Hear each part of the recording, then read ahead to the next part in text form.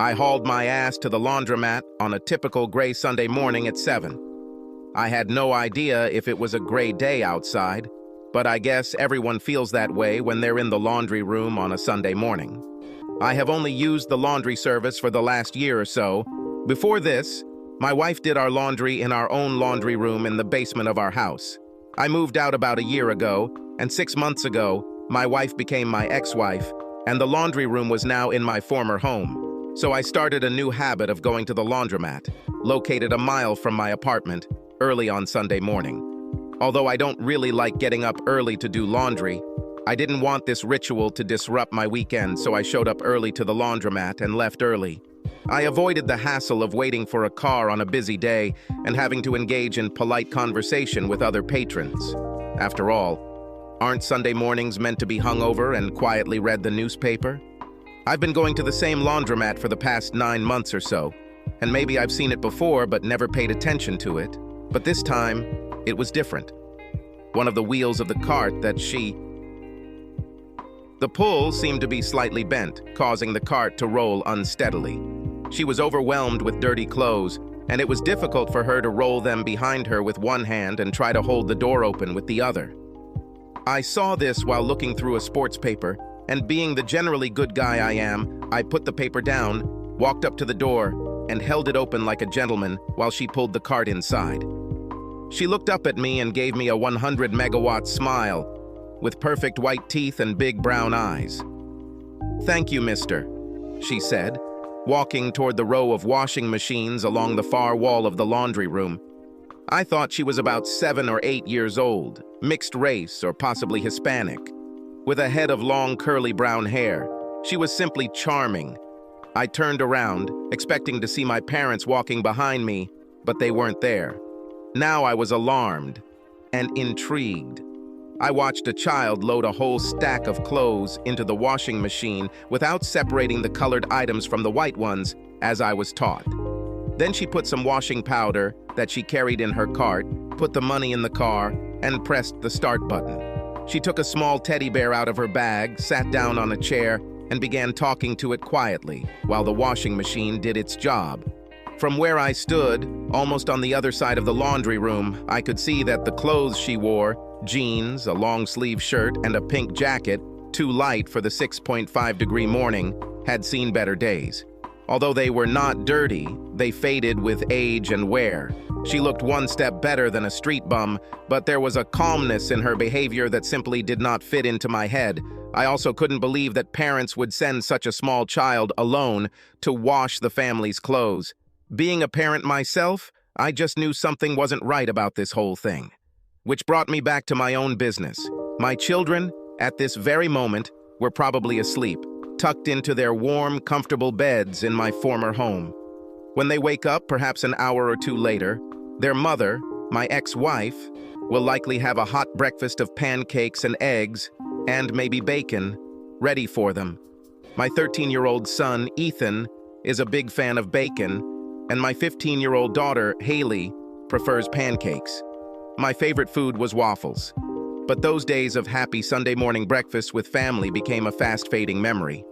As is expected in a divorce, my wife received custody of the children, and although I received some visitation rights, my wife, in all her nastiness, turned the children against me, blaming my selfishness for the destruction of our family. My kids wanted nothing to do with me, and that was very obvious the few times we were together. My crime, not sitting still while my wife cheated on me with another man during a long weekend trip, with 3 other couples and the man she ended up having sex with, a rich guy who made it a point to have sex with wives of other men. She and he worked out this plan to have sex for one night, and then she would come back to me and be completely faithful to me for the rest of our lives, just like she was before the weekend. Since she told me about it in advance, it was not cheating, she claimed, but in case I wanted to make a fuss, she would take half my money, half my things, the whole house, and, as luck would have it, ruin my relationship with the children, which, of course, she will get it. When I refused, she got everything she promised, and of course, shifted the blame onto me. The kids bought it. I was completely screwed. Thinking about those family breakfasts made me feel hungry. as I hadn't eaten anything since the last hot dog slid down my throat. Along with the Mickey's malt beer at the bar I was sitting at watching the Knicks game. There was a poor imitation of a vending machine on one wall, with a Coke machine next to it. I was sure that whoever owns the laundry collects money from both machines every day. Otherwise, they would have been hacked and ruined long ago. I bought a pack of M&Ms and a Diet Coke. Just as I was taking out a can of Coke, I glanced at the little girl. She seemed to be quietly watching me, but then I realized that she was not looking at me, but at my snacks. Like I said, I'm someone's father, and the look on her face when she looked at my snacks hurt my heart. I walked over to where she was sitting and quietly asked if she wanted my Diet Coke and M&Ms. She brightened noticeably and sat straight in her chair. Then a sad expression appeared on her face, and she refused my offer. "Mom says I shouldn't take food from strangers, especially men," she explained. "That's a very good rule, honey, and you should always listen to what your mommy says," I agreed. "I'll tell you what, I'll just put the soda and M&Ms on the chair next to you, and you can take them if you want. I'll get some more and go back to my place." I put the food down, went back to the machines, and bought myself another Diet Coke and another bag of M&Ms. I then returned to my seat and picked up the newspaper, secretly watching her from above. After about 5 minutes, she grabbed a soda and M&Ms and got down to business. I smiled to myself. I left after about 90 minutes, folding my 2 bags and putting them in the car. I didn't think about the baby as I left, immersed in my life and how I was going to spend the rest of Sunday. To be honest, I didn't think about the baby again until I went to the laundromat the following Sunday, again around 7 a.m. Then I wondered if she would appear again. Of course, about half an hour later, she came to the door, again dragging a cart full of clothes. I held the door for her again. She thanked me again and headed towards the machines on the far wall. I noticed that she was wearing the same clothes as last week. I waited for her to start loading, then carefully walked over and sat down in the seat next to her. "I see you have a problem with the rear wheel on your wagon, honey. Is it okay if I try to fix it?" She nodded affirmatively, playing with her teddy bear. I turned the cart over and saw that the rear right wheel was bent on the axle. I straightened it out with my hands and then rolled the cart back and forth to check my work. Instant wagon repair. My little friend looked impressed. "I'm Alex Rogers, by the way," I said, extending my hand for a handshake.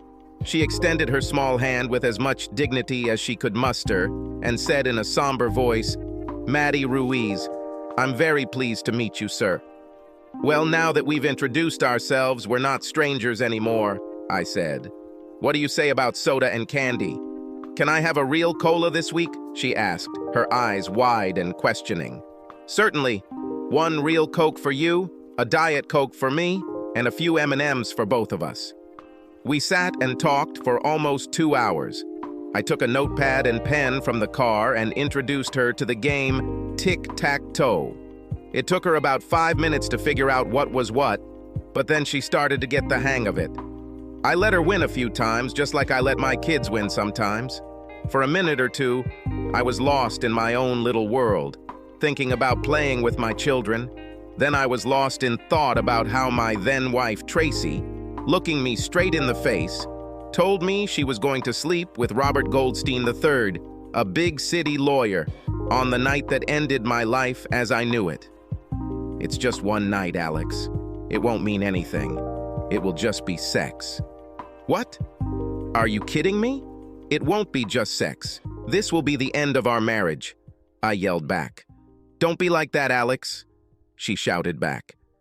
Don't throw away 18 years of marriage because of one night.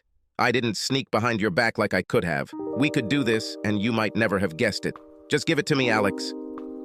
Tracy took Robert's hand and walked with him to his bedroom in the 4-room cottage. After standing with my mouth open for what seemed like several hours, but most likely only a minute, I took my things and left. Alex, now it's your turn, Maddie said, bringing me back to the present. I marked an X in one of the side boxes, and this gave Maddie a chance to get 3 O's in a row, diagonally, to win. She put on her best triumphant face as she marked the line through her 3. "High five," I said, holding my hand at arm's length from her. She looked at me sideways, then stood on her chair and was able to reach my hand to complete the high five. "Hold it," she said. I stayed in the laundry room until Maddie's clothes were washed and folded. I offered to give her a ride home, but she said she couldn't agree because it was Mommy's rules. Mom is a smart woman. I'd like to meet her sometime, I said. Well, maybe someday. She doesn't go out in public very often, Maddie replied. We continued to communicate with Maddie as winter turned into spring and spring into summer. I started packing a small bag with sandwiches for both of us and snacks and bought soda from the laundromat. At this time in the morning, I didn't feel like eating, but I thought that if I ate a sandwich, she would eat too, and she was terribly thin. Then I started packing an extra sandwich, telling her she could take the extra one home for her mother. She didn't protest at all, and always thanked me. By this time, she told me that she was indeed 7 years old and would be a second grader in the fall at an elementary school in our area. My father wasn't home, and in fact, Maddie told me that she had never met her father. Her mother apparently worked outside the home while Maddie went to school, and although she didn't know what her mother did, she was always home by the time Maddie came home from school. Most often, he and his mother stayed in their apartment, sometimes going to the park when the weather was good. They mostly watched TV, and Maddie was familiar with almost all the latest cartoons that were shown on the children's channels. I couldn't name even one of them. There seemed to be no money for extra services, but the mother sometimes went on dates on Saturday nights, leaving Maddie after dinner with instructions to go to bed at 9 p.m. On Sunday morning, her mother woke her up, gave her money for one washing machine and one dryer, and sent her with a cart to the laundry. Truth be told, my life at that point wasn't much better than Maddie's, although I at least had enough money to live on. With alimony, mortgage payments, and child support, my lead programmer's salary didn't leave much money for extra fun, usually a random night out at a bar with friends. I didn't go on dates at all. I didn't miss it. However, I missed my kids, at least until I remembered how they treated me after Tracy and I broke up. I preferred to think about happier times with them, but reality always jumped up and bit me. "Where the hell are you?" Tracy screamed when I answered the phone at my house the morning after I left Robert Goldstein's lake house. My phone showed that it was 10:06.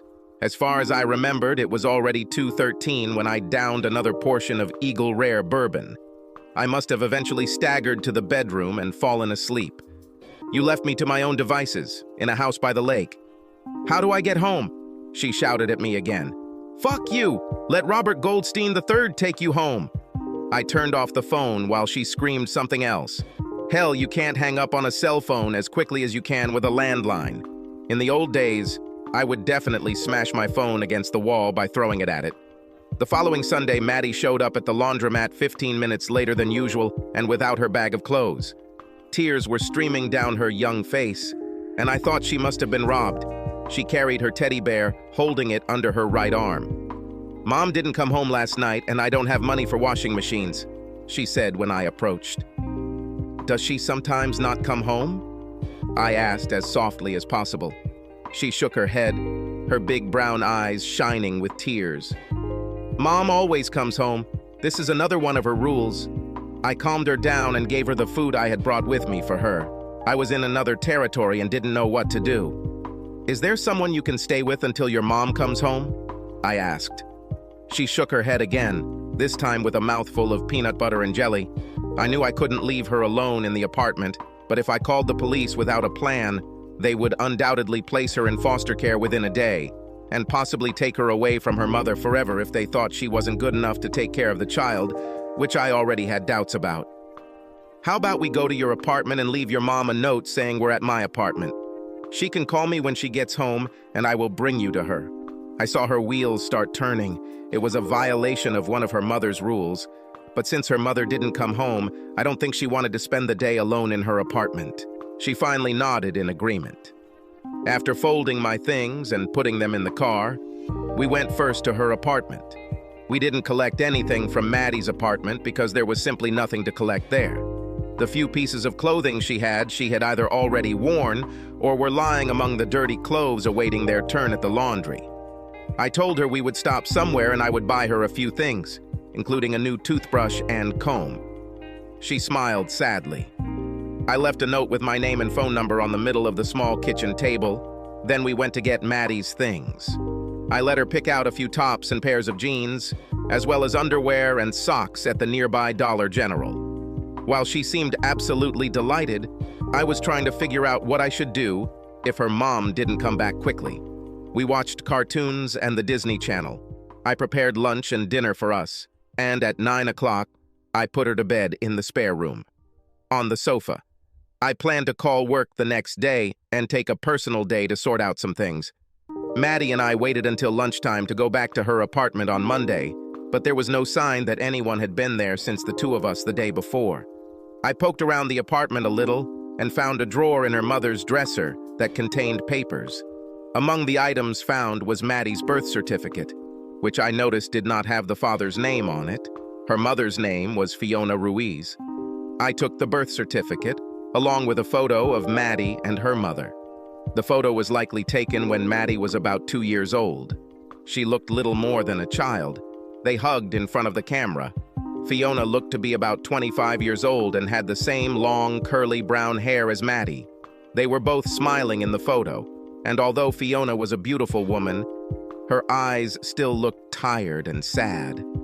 I wondered to myself if this look had grown over the past few years. Maddie watched as I carefully sorted through her mother's things. I tried to make light conversation with her and explained that I was looking for something that could help us find her mother. She seemed to accept it.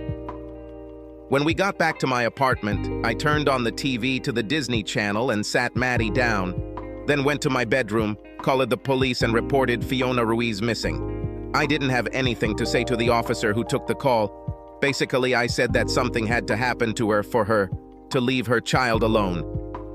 "Is the child alone in the apartment now, sir?" asked the officer. "No, she's with me. I am the child's closest friend. I'll be happy to keep her with me until everything is resolved. If you agree to do this until the guardianship service contacts you, I will be very grateful to you." I was worried that Maddie would end up in a foster home somewhere. No one I know who was in foster care spoke well of the system. I knew I could do everything right if I was allowed to keep her.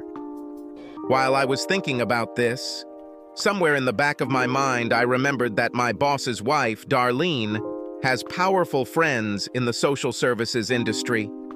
Maybe I can negotiate a favor. I'd like to think my boss and I were on good terms. I worked for him for 20 years and did a damn good job for his company. We always got along well on a personal level, and he and his wife were there for me during the divorce. Darlene Luster showed up at my apartment about 20 minutes after my conversation with her husband. She said she wanted to make a new friend. I introduced her to Maddie, and like the Pied Piper, Darlene charmed the girl within 5 minutes, and vice versa. When she left about an hour later, I hugged her and received a promise that she would do everything in her power to keep Maddie with me. Later that day, 2 police officers came to my apartment. They didn't have much hope of finding Fiona Ruiz. I gave them a copy of the photo of Maddie and her mum. On Tuesday, I returned to work, took Maddie with me and enrolled her in our company daycare. Darlene helped create it about 15 years ago. I never used it for my kids because Tracy was a stay-at-home mom until the kids could look after themselves after school. But for me, playing a single dad, it was a godsend. At least until school started, I took Maddie to work with me in the morning, had lunch with her at noon, and took her home in the evening. Overall, it was a pretty nice setup. Having Maddie with me helped me get through my own children abandoning me. I rarely saw them, and when I did, I was usually just having dinner at a local restaurant. I didn't take Maddie with me when I went out with my kids, leaving her with a neighbor, Mrs. Olivares. They didn't need to show her how they felt about me. Maddie was a breath of fresh air to me. Due to lack of funds, she and her mother did little outside of their home. So much of what I did with Maddie was a new experience for her. The first time we went to a real restaurant, not some McDonald's, she was mesmerized, like someone who had just arrived from another planet. When we went to the park and stopped to eat a pretzel and drink a soda after she played on the playground, you would have thought I had invited her over for tea. I think she smiled for a week after the first time. I know I smiled for a week after that, just listening to her exclaim about her experience. She started teaching me Spanish. Apparently, she was bilingual and laughed a lot when I mixed up words and phrases. One day at McDonald's, I ordered horse meat and Coke, and she laughed so hard she started crying. In her innocence, it never occurred to her that most people were not bilingual. I kept her at the same school she went to in first grade because it was the easiest for the school system. I had her birth certificate, so they didn't ask many questions when I listed myself as her contact and my apartment as her address. I have never heard back from the police about Maddie's mother or from the social service agencies who would like to place Maddie in foster care. Darlene must have twisted someone's arms for me, or the city officials simply decided they had too many outstanding cases to worry about Maddie and me. My cooking skills also improved because when Maddie stayed with me, pizza and beer were not acceptable foods. So we started watching cooking shows on the Food Channel and cooked in the kitchen together. This is something I never did with my kids because Tracy was a great cook, I have to admit. But with my Maddie's help, I learned and became a better person. And we had a lot of fun in the kitchen. I won't lie and say that everything was perfect for us. We had disagreements and problems like any other family, but this was just like any other family. We've been together for just over a year, and Maddie and I have grown into our own version of a family. And this was pointed out to me at Maddie's school, at the beginning of third grade. One evening, we were at a school open house, and were walking down the hallway when one of Maddie's friends and her parents came up to say hello. Maddie's friend introduced her parents as my mom and dad, and then Maddie introduced me as her dad. I had never even thought of our family in those terms, and when she called me her daddy, I almost fainted from the incredible joy of hearing those words. I choked for a second, my vision blurred, and I had to apologize to Reynolds for my moment of silence, saying that I had a piece of snack stuck in my throat. Maddie realized this, looked at me askance and squeezed my hand. She never called me Alex again, and nothing could have pleased me more. I was having so much fun being a parent again that I didn't even notice that I hadn't dated a woman in over 2 years when Maddie brought it up at the grocery store one day. We walked up and down the aisles, filling the cart with items from our shopping list, when in the produce section, we passed a short woman. I didn't think anything of it, but Maddie glanced twice at the woman as we passed her. "Wow, Dad, this is a really beautiful woman. You should ask her out," Maddie said. I was looking at my shopping list when she made this statement, so I immediately stopped the cart and took a closer look at the woman we had just passed. She was wonderful. And then she looked up at me, and we smiled shyly at each other. "Well, aren't you going to tell her something, Dad?" Maddie asked, looking at us. At this point, I wanted the floor to swallow me up, but what the hell? Maybe the woman would give Maddie and me a pass, so I tried it the old way. "Hi, I'm Alex. This is Maddie. Like you just heard, Maddie thinks I should ask you out or something," I stuttered. "And what do you think?" she asked, looking me straight in the eye and giving me $1 million smile. Ooh. I was completely blown away. Caramel-colored skin, beautiful white teeth, a smile that could melt ice, and my heart. She looked to be about 35 years old, 5'2", 110 pounds perhaps, and although she was wearing a light jacket, she seemed to have curves in all the right places and fit well in her jeans. There was no ring on her left hand. I quickly wondered if Maddie had noticed this. "Would you like to have dinner with us some evening?" All together. Or just you and me, if you prefer. "Curb your ardor, Romeo," Maddie said teasingly in more Spanish. "It was a good move, asking your daughter to look for single woman at the grocery store for you," the woman replied while I blushed. "No. To be honest, it wasn't my idea. I would never do that. Honestly." "Yes, exactly, Romeo. Am I buying this?" "No. But yes, I would like that. Have dinner with both of you. By the way, I'm Cherry Roberts." "Seriously? Was it that simple?" "Damn, I should have used that image a long time ago," I said, and she and I giggled. "We made a date for next Saturday. She said she loves Italian food, and Maddie and I have some good recipes.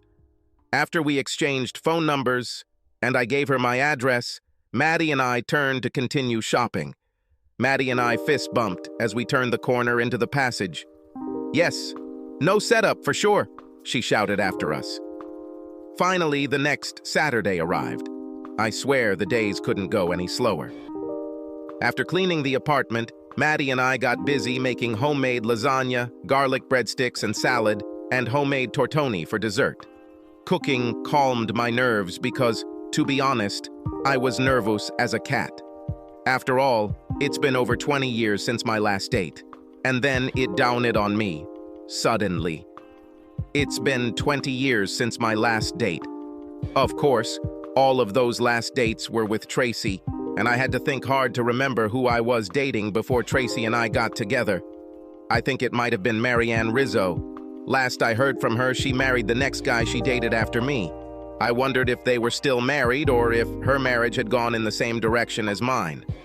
"Calm down, guy," I finally said to myself. "It's a date, just a damn date, and you're already thinking about marriage." I wasn't the only one who seemed ready for this. Maddie looked excited too. She was next to me, helping me while we cleaned and then cooked. I didn't realize it, but Cherry was the first visitor to our apartment who wasn't Mrs. Oliver's or was older than, like, 10 years. Dinner went well, I thought. It was a little nerve-wracking at first, but having an 8-year-old around is a great icebreaker. My mother was not married either. "Have you ever been married, Cherry?" she asked when I brought Cherry a glass of Galliano shortly after she arrived. Cherry blushed almost as much as I did at the question. She then looked Maddie straight in the eye and said softly, "I used to be married to a wonderful man, baby." But that was in the past. I saw sadness and then pain appear on her face as she answered the question. "Dad was also married, and he has 2 more children besides me," Maddie continued. At this point, I decided that I had better tell Cherry briefly about my marriage and divorce and how I became Maddie's father. She took it all calmly, with a stoic expression on her face. She and Maddie both looked a little teary when I got to the part about Maddie's mother not coming home. However, the sadness quickly passed for Maddie, who then asked Cherry about her name. "Cool name, Cherry. Surely your parents were cheerful when you were a child." "Well, that's a pretty funny story, baby," Cherry replied. "Actually, my real name is Marcella, but for short, my name was Sella." One day at the grocery store, my little brother saw a box of Sella chocolate-covered cherries, and after that, he started calling me Cherry. It stuck, and now everyone calls me that, so that's what I'm called too. "Well, it suits you much better than Marcella," I interjected. "I see glasses with thick dark frames, men's hands, and a strong butt." "Ooh, that's harsh," Cherry replied, giggling. "You will never ever call me by my name." Cherry stayed with us until it was time for Maddie to go to bed at 9. Then she said that it was time for her to go too. I hoped she was more than just being polite when she said she had a good time and that next time we should do it at her apartment. I gave her a quick peck on the lips as she walked out the door. For a brief second, I thought I smelled arousal, but so much time had passed that perhaps I was just dreaming. "I like her, Dad. I think she'll be a good fit for us," Maddie said after I closed the door. I had to admit, at least to myself, that the child was right. For now, we had family date nights 5 Saturdays in a row, and I think we all had a good time. However, I knew I needed to try one-on-one to see if it had a chance of going anywhere. Maddie took the news well when I told her that I was inviting Cherry to the restaurant, just the 2 of us, and that she would spend the evening with Mrs. Olivares. I certainly wasn't going to leave Maddie at home alone like her mother did. I would never criticize Maddie's mom, but I wasn't going to leave my 8-year-old home alone while I went on a date. Besides, I think both Maddie and I were well aware that the last time she was left home alone, things didn't turn out well. I made a reservation at a nice steakhouse for our first alone date, as Maddie called it. I knew the mood would definitely be different when I showed up at Cherry's door to pick her up.